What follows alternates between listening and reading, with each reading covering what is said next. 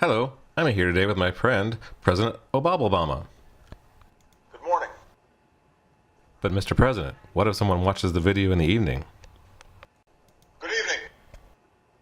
Mr. Morris is busy right now, so he asked if we could fill in for him. Do you think we can do it, Mr. President? Yes, we can. Hey, that's pretty catchy. That would make a good slogan or something. Is there anything else you'd like to add before we start, Mr. President? I was actually born on Krypton, sent here by my father, Jor-El, to save the planet Earth. I was not aware of that. Okay, let's get started. This video will be about linkage institutions and related terms. First linkage institution you need to know about is political parties. This is a standard definition that I will not read word for word because that's a really boring way to do these things. I will just point out that you've seen this definition before, 2 years ago when we studied the US course. And the key phrase is winning elections. Political parties want to actually get their hands on power directly. Party systems, the number of parties that have a realistic chance of winning power, vary widely from country to country, and there's a good variety in this course. It breaks down simplistically into one-party, two-party, or multi-party systems, but there's a thousand variations, and I'll do the best I can to zero in on what we're going to encounter in this course. Possibilities range from a non-partisan system like they have in Iran, one-party systems like Mexico had for a long time, or China currently has. And in Russia and Nigeria, we have multi-party systems, although in Russia's case there is one dominant party, closely tied to Putin himself. And in the UK, we have a two-party system that's considered fairly weak because you will see it described in some places as a multi-party system because occasionally other parties win significant amounts of power in parliament. For example, 2 recent elections have resulted in what are called coalition governments, and if you don't know what that is, ask me in class. The party system that a country has is significantly influenced by the electoral system that it has. Basically, the biggest contrast in this course we're going to study is the difference between SMDP, which is a single-member-district-plurality system that the British also call first past the post. It tends to produce a two-party system. It is what we have in this country.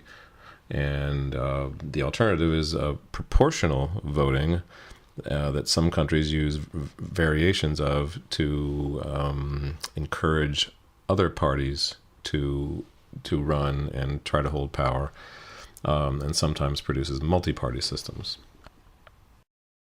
Another linkage institution is interest groups. There's a definition that should be familiar to you from a couple of years ago, and the key difference could easily come up on this test as well between political parties and interest groups is that parties seek to actually control government, to have the power, and interest groups simply try to influence the government. They don't run candidates, they don't try to win elections, they simply try to influence the government and those with power.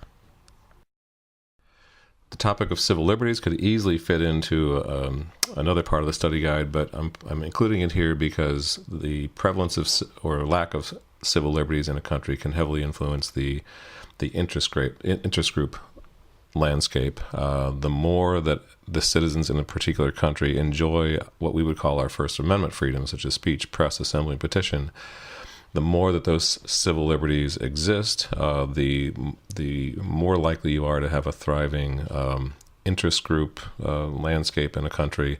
The less that those freedoms exist, obviously the more restricted people's behaviors are, and the less likely you are going to have interest groups around to try to influence the government. Which brings us to the issue of pluralism versus corporatism.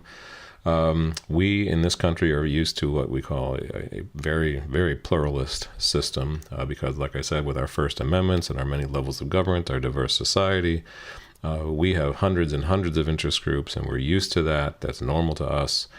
But some countries have it different, and we call that corporatism, and I'll address that in the next couple of slides. Here's one possible definition of corporatism. essentially what you're talking about is that instead of dozens and hundreds of interest groups pressuring the government, competing for power, in a corporatist system, the number of interest groups is whittled way down to maybe a handful. One interest group speaks for each sector of the economy, and that interest group is the one that the government does business with, not does business with, but negotiates with when deciding public policy. Here's another way to summarize what corporatism is. Basically, it's a more simple and organized method of organizing interest groups. Some countries find this to be preferable to our system, where you have hundreds or thousands of interest groups all trying to get what they want out of a government. And in a corporatist system, that's, like I said, whittled down to a handful that some countries find to be more efficient and more organized. For example, in the U.S., there are hundreds of unions fighting for workers' rights, but in a corporatist system, there might be one that the government sets up and negotiates with when it comes up to bills or laws or regulations needed affecting workers' issues. In the U.S., there might be hundreds of environmental groups fighting for anti-pollution laws or whatever. And in a corporatist system, there might be one that the government deals with for the needs of farmers and the agricultural sector. In the U.S., there's dozens or hundreds of those kinds of interest groups, but in a corporatist system, there might be one that the government negotiates with. We'll talk about this all more in class before you take your quiz. Okay, that's about it.